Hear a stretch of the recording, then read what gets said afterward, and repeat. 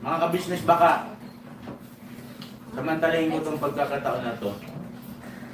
Kung po pwede po sana, lalambing ako sa inyo. Supportahan niyo po yung Anime Reactors TV. Solid ka business po yan. Tapos ano po kasi siya, bedridden na po, mga ka-business. So sa pamamagitan ng pagbablog, awa ng Diyos nga, na-monetize na siya. Nagkakaroon siya ng kaunting revenue. Kaya maliliit lang kasi yung views niya. Baka pwede po suportahan natin si Anime Reactors TV. Yan. Pero bedridden na po siya. Kaya mapapansin nyo yung at least na mukha niya, pinapakita niya. Cartoon character. Suportahan po natin yan, Anime Reactors TV.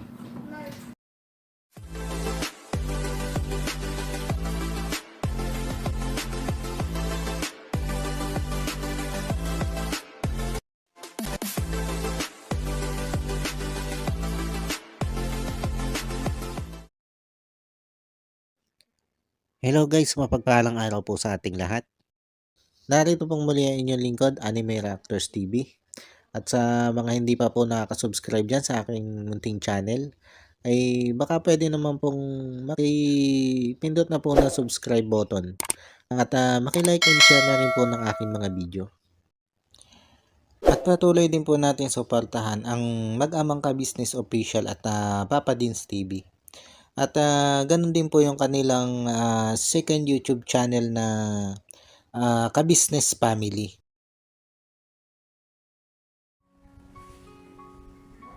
Yung panibagong araw, panibagong reaction ulit po tayo mga ka-business, mga kapapi.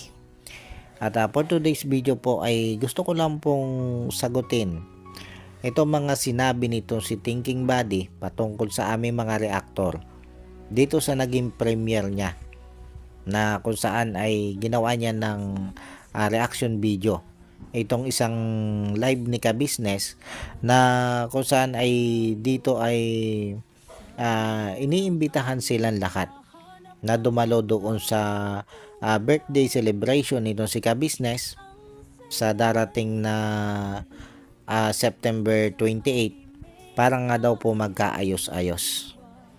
Pero dito sa panawagang ito ni ka-business na magkaayos-ayos sila dahil nga doon sa mga nakaraang issue, ayan, tumugon pa lang dito ay itong mag-asawang Kuya Renji at Ate LB, na ito nga po, bukod doon sa naging pahayag nito si ka-business doon sa kanyang naging live, ay tinawagan pa nitong si ka-business itong mag-asawang ito. Kumbaga, bukod doon sa live na yon, bukod doon sa panawagan ni ka-business na yun sa live na yon, ay tinawagan pa nito si ka-business itong mag-asawang Kuya Renji at Ate LB para lang makipag-ayos itong si ka-business.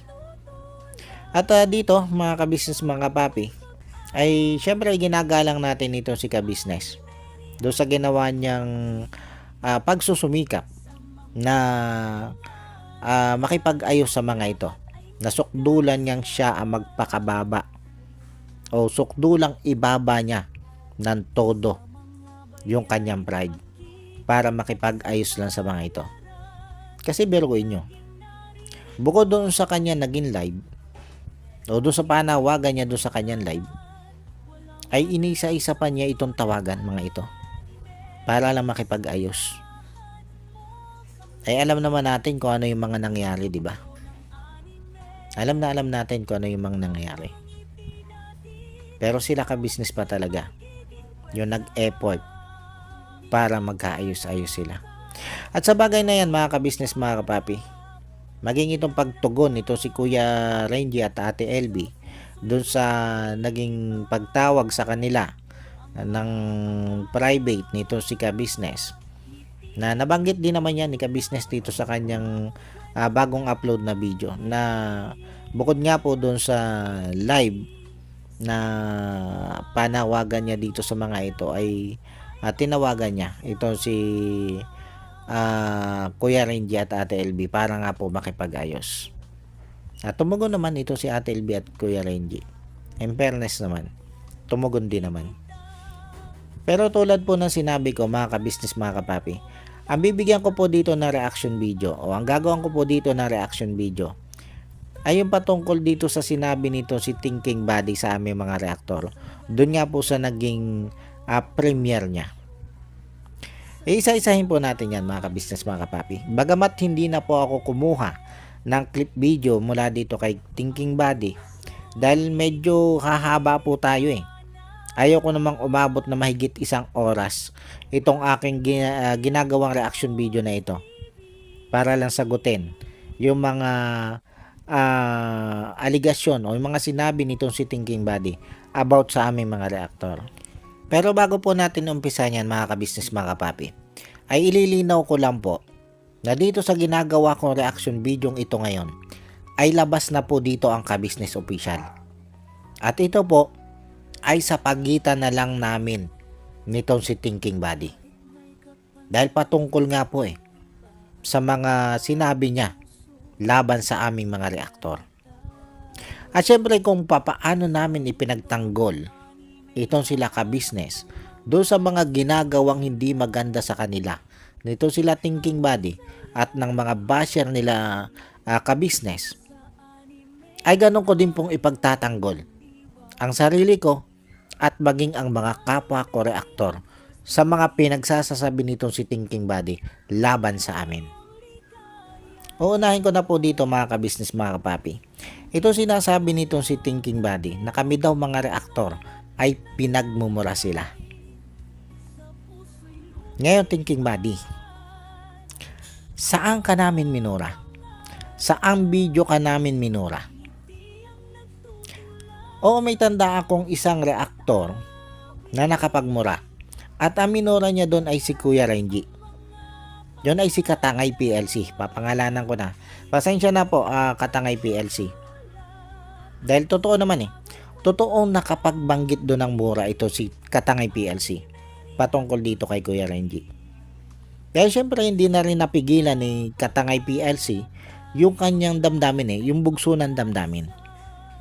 Pero bagamat yun nga, sabi ko nga hindi napigilan ni Katangay PLC yung kanyang damdamin para makapaglabas ng mura o nung PI, ay siniwata agad yun ni ka-business. Hindi pa nakatagal ng 1 oras yung upload video na yon ni Katangay PLC. Ipinabura na agad yun ni ka-business dahil ayaw nga ni ka-business nang nagmumura. Yan yung isang kabilin-bilinan sa amin ni ka-business. Wag na wag kaming magmumura. At sinusunod namin yan.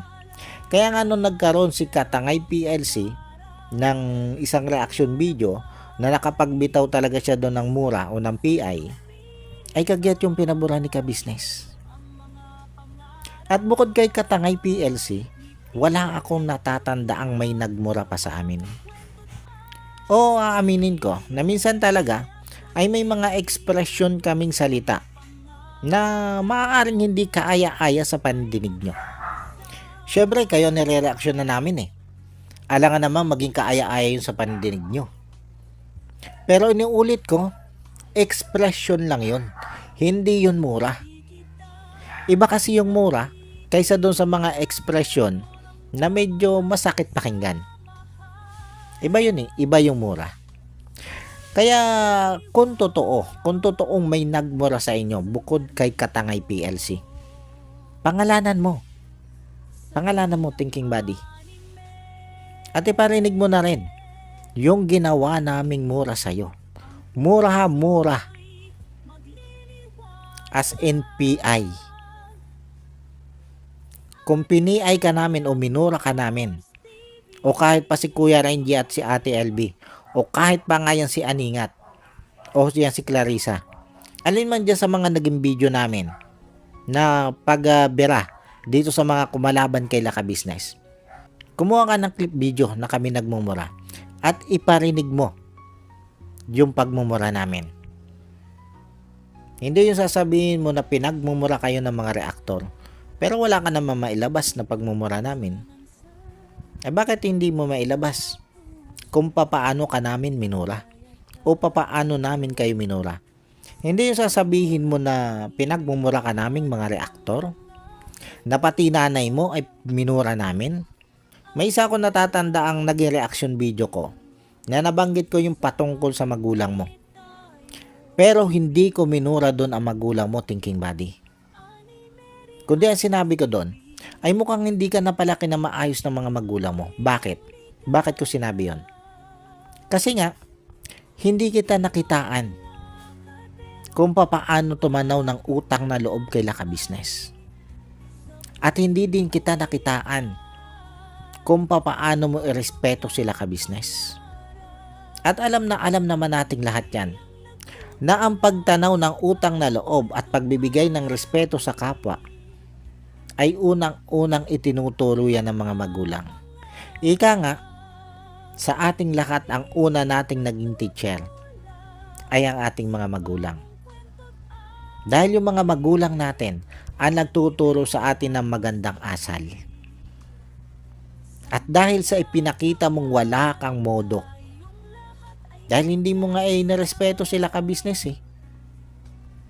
at hindi ka tumatanaw ng utang na loob kay Laka Business Kaya anong iisipin ko? Mukhang hindi ka naturuan ng magulang mo na magbigay ng respeto at tumanaw ng utang na loob sa mga taong gumawa sa iyo ng kabutihan. Yun yung pinupunto ko doon, thinking buddy.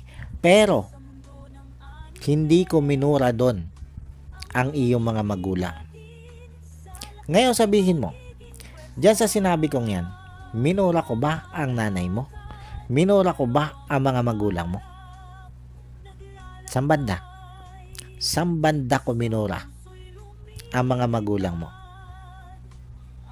O kung bukod sa akin, ay may naglabas pa ng patungkol dyan nang may kinalaman o nabanggit ang magulang mo, sino? Pangalanan mo.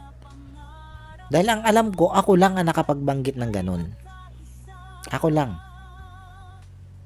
Pero inuulit ko, hindi ko minura ang magulang mo. Kundi ang sabi ko lang, ay mukhang hindi ka naturuan ng magandang asal. Kumbaga, hindi ka napalaki na maayos. Dahil ang tingin ko sa'yo, kulang ka sa aruga Pasensya na. Yan yung tingin ko Tapos sasabihin mo na kami mga reaktor ang sumisira sa ka-business community. Sambanda, buddy. Sambanda namin sinira ang ka-business community. Dahil ba ipinagtatanggol namin si ka-business doon sa mga ginagawa niyong kabalbalan kay Laka Business? Dahil ba ipinagtatanggol namin sila ka-business doon sa mga basher nila?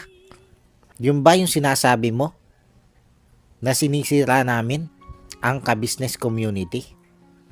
Anong gusto mo? Pabayaan na namin yung mga bumibira kay Laka Business? Yung ba yung gusto mong mangyari, thinking buddy? Hayaan namin kayo na hilahin nyo pababa itong sila ka business. Maging yung mga basher, hayaan namin kung ano man yung pambabash nila dito kay Laka Business. Yung ba yung gusto mong mangyari? Para masabi mong hindi namin sinisira ang ka-business community? Ang pagtatanggol ba kay Laka Business o ang pagdepensa kay Laka Business ay paninira namin sa ka-business community? Ganon ba yun, buddy? Ganon ba yung ibig mong sabihin doon? Paanong paninira sa ka-business community yon? Yung ginagawa namin pagtatanggol, thinking buddy. Kailan pa naging paninira ang pagtatanggol mo sa isang tao o sa isang komunidad? Thinking buddy, kailan pa? Kailan pa naging paninira yon? Ang sabihin mo kasi, thinking buddy, natatamaan kayo dun sa aming mga reaksyon. Nasasapol namin kung ano yung masama yung balak dito kay Laka Business. Kaya galit na galit kayo sa aming mga reaktor. Yun yung totoong dahilan, thinking buddy. Tinatamaan kayo. Nasasapol kayo. Naiilantad namin kung ano yung masama yung intensyon kay Laka Business. Yun yung totoong dahilan kung bakit kami mga reaktor ang siya mong pinag-iinitan. Kumbaga, ginawan mo na lang kami ng kwento na kami ang nakakasira sa ka-business community para magalit sa amin ang mga supporters at viewers ni ka-business. Dahil syempre, pag nagalit nga naman sa amin ang mga ka-business viewers at ka-business supporters at maging itong si ka-business ay maaaring magalit din sa amin kung sakaling sila ay madala mo dyan sa magaganda o mabubulaklak mong pananalita. Ay pwedeng matanggal kami mga reaktor. At once na matanggal kaming mga reaktor, bilang reaktor nitong si ka-business, magiging malaya na kayo doon sa ginagawa nyong paghila pababa kay ka-business. Yun yung totoong dahilan, thinking buddy. Yun yung totoong dahilan. Nasasawatan namin kung ano yung hindi maganda yung ginagawa kay ka-business. Kaya gumawa ka ng mga kwento o mabubulaklak na salita para paniwalaan ka ng mga viewers mo na kami talaga yung nakakasira sa ka-business community. Pero sabi ko nga, ang malinaw na katotohanan dito ay nasasaling namin yung inyong masasamang gawain. Tapos ito pa, thinking buddy. Sabi mo na kaming mga reaktor ang naglabas sa private conversation nyo ni ka-business. Kumbaga, pinaratangan mo sila ka-business o si ka-business na pinareaksyonan sa amin ni ka-business yung private conversation nyo. Alin yung patungkol doon sa AI bot? Oy buddy, ni minsan wala ni isang reaktor na nagbanggit na ikaw ang nag-install ng AI bot sa computer nila ka-business. Maging si ka-business, wala din niyang nabanggit sa kanyang mga video na ikaw ang nag-install ng AI bot na yan. At yung aming mga naging reaction patungkol sa AI bot na yan ay nanggaling din lang doon sa narinig namin kay ka-business doon sa kanyang video. Na yung kanyang channel ay nagkaroon ng violation na dahil sa AI bot na yan. Pero wala siyang binanggit doon kung sino nag-install na yan. Bagamat may mga conclusion yung mga viewers kung sino ang nag-install niyan sa computer nila ka-business. Nababasa din namin sa comment section kung sino yung pinaghihinalaan nila na nag-install. Pero ni minsan, hindi ka namin pinangalanan. Oo, aaminin ko. Hindi na ako magpapaka-ipokrito. Aaminin ko na ikaw din ang pinagdududahan ko. Pero, kahit ikaw ang pinagdududahan ko, hindi kita pinangalanan doon. At yung patungkol sa pag-i-install na yan ng AI bot dito sa computer nila ka-business, ay ikaw na rin ang nagpangalan sa sarili mo. Diyan sa premiere mong yan, ikaw na rin yung nagpangalan sa sarili mo. Ni isang reaktor o kahit si ka-business o kahit si Papa Dins, hindi niya tinukoy ang pangalan mo na ikaw ang nag-install yan. Ikaw na mismo ang nagpangalan sa sarili mo. Bakit? Bakit mo pinangalanan ang sarili mo na ikaw yung pinaghihinalaan? Baka guilty ka. Kung bakit nagkaroon ng AI bot yung computer nila ka-business. Kasi wala akong maisip na dahilan kung bakit mo pa pangalanan yung iyong sarili. Samantalang kami, nagpapahapyaw man kami patungkol dyan, hindi ka namin pinapangalanan. At sabi ko nga, maging sila ka-business at Papa Dins, hindi ka pinapangalanan.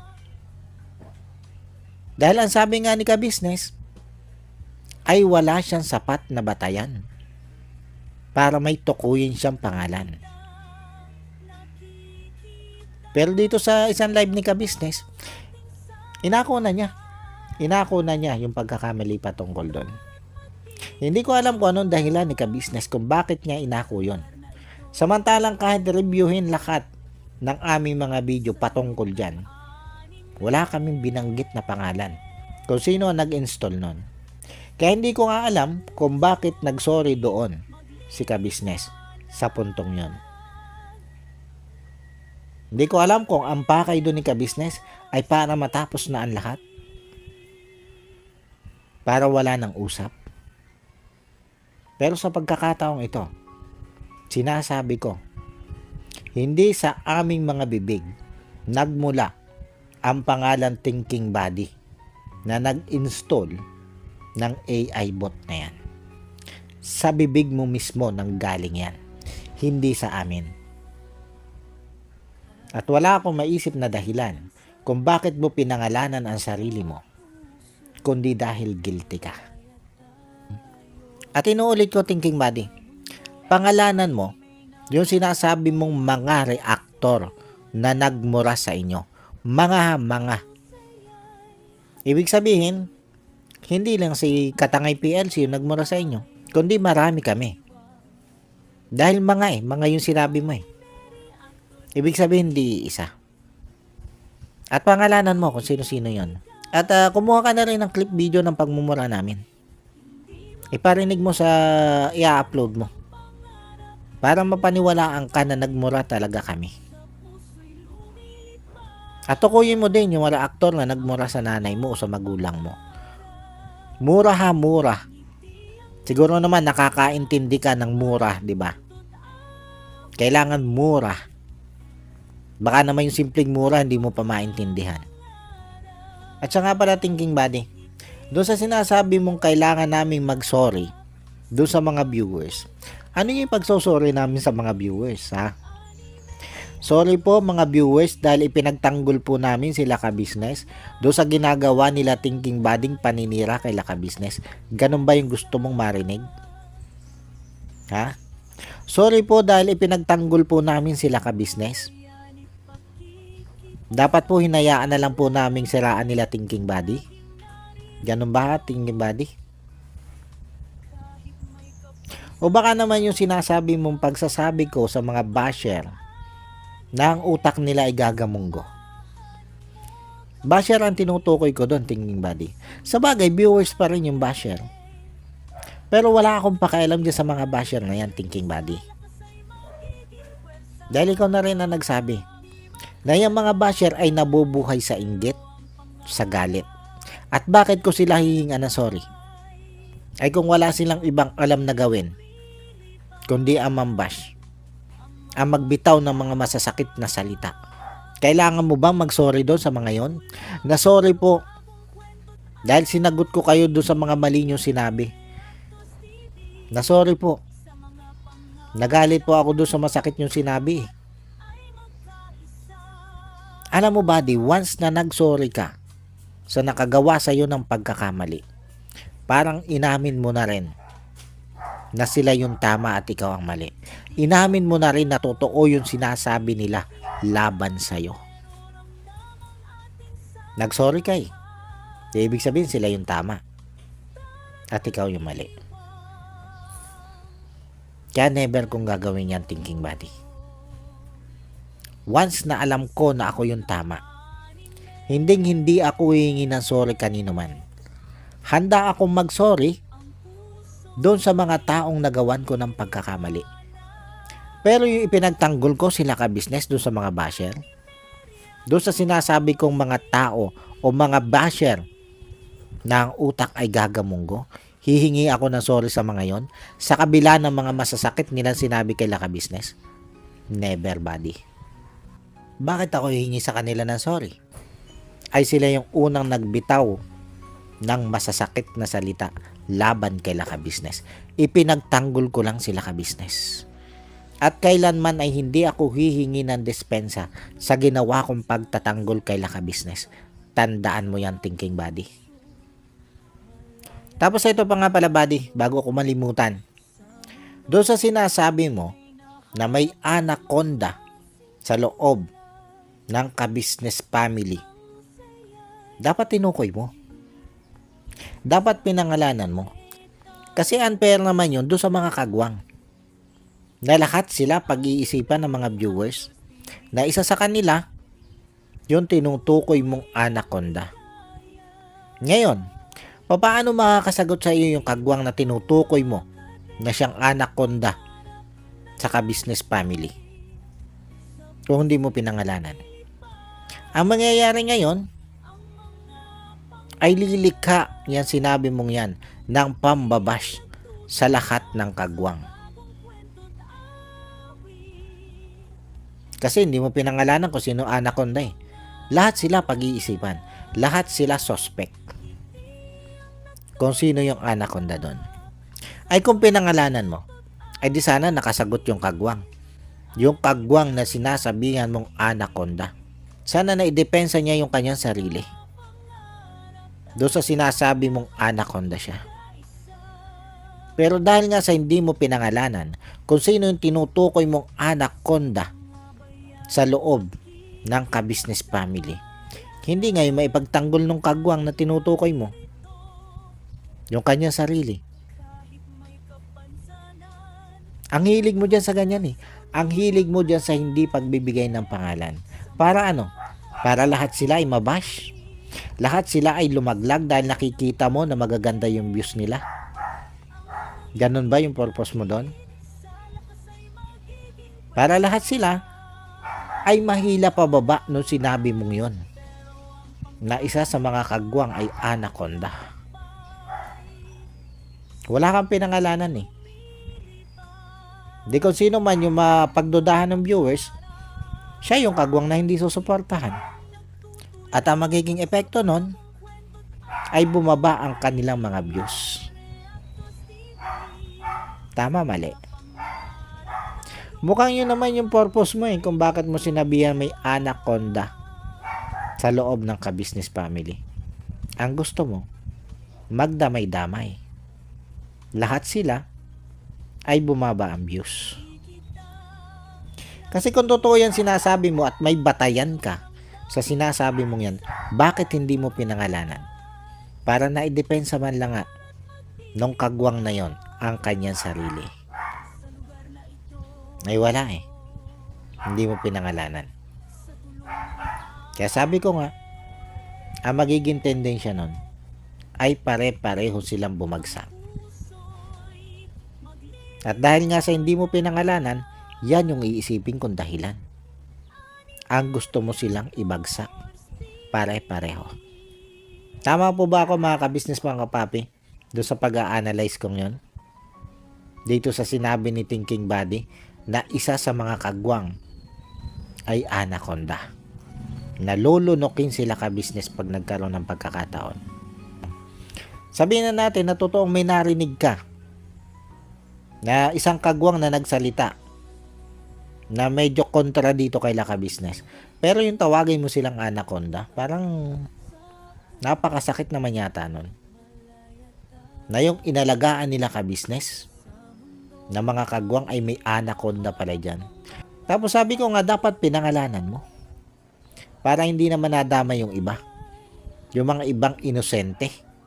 Kung totoo yan sinasabi mong yan. Pero dahil nga sa hindi mo pinangalanan, yung tinutukoy mong anaconda sa loob ng ka-business family, ay naisip ko tuloy na ano yun, itutulad mo sa ugali mo. Gusto mo pang itulad sila sa ginawa mo kay Laka Business o sa ipinakita mo kay Laka Business? Ano yun, damay-damay, Thinking Buddy? O gusto mong ipasa sa kanila yung sisi sa ginagawa mong paghila kay Laka Business pababa? Yun lang yung nakikita kong dahilan, Thinking Buddy, kung bakit hindi mo pinapangalanan yung tinutukoy mong anaconda sa loob ng ka-business family. Ganon din yung hindi mo pagtukoy sa pangalan namin mga reaktor. Kung sino yung nagmura sa amin. Inuulit ko ha, nagmura. Dahil baka pati yung mga expression namin sabi mo ay mura yun. Iba yun. Iba sa mura yun. dapat alam mo kung ano yung mura at kung ano yung expression. Yun pa na po, hanggang dito na lang muna ulit po mga ka-business mga kapapi. At sana po nagustuhan nyo itong aking reaction video na ito. At muli po ay maraming salamat po sa patuloy pong sumusuporta at sa wala pong asawang nanonood sa aking mga nire-reaction ng video. Maraming salamat po. At sa mga hindi pa po nakaka-subscribe dyan sa munti kong channel, ay baka pwede naman pong makipindot na po ng subscribe button at makilike and share na rin po ng aking mga video. At yun, bago po tayo tuluyang magtapos, ay gusto ko lang pong i-shout out. Ito sila Ma'am Nerissa ng New Jersey. Shoutout po sa inyo ma'am at maraming salamat po sa patuloy nyo pong pagsuporta at sa wala nyo din pong sawang panunood sa aking mga nire-reaction ng video. Maraming salamat po ma'am. At ganon din po dito kay Ma'am Elena Capillo. Shoutout po sa inyo ma'am at maraming salamat din po sa patuloy nyo din pong pagsuporta at sa wala nyo din pong sawang panonood sa aking mga nire-reaction ng video. Maraming salamat po ma'am. At ganon din po dito sa isa kong idol na si Idol Wakiwak TV. Shoutout sa iyo idol. At ganon din po dito kay Jewel Channel. Shoutout sa iyo sir. At shoutout din dito kay Papa Sundot na kaibigan po ni Papa Dins, na siya din po yung CEO ng produktong ini-endorso nito sila ka-business. Shoutout sa iyo Papa Sundot.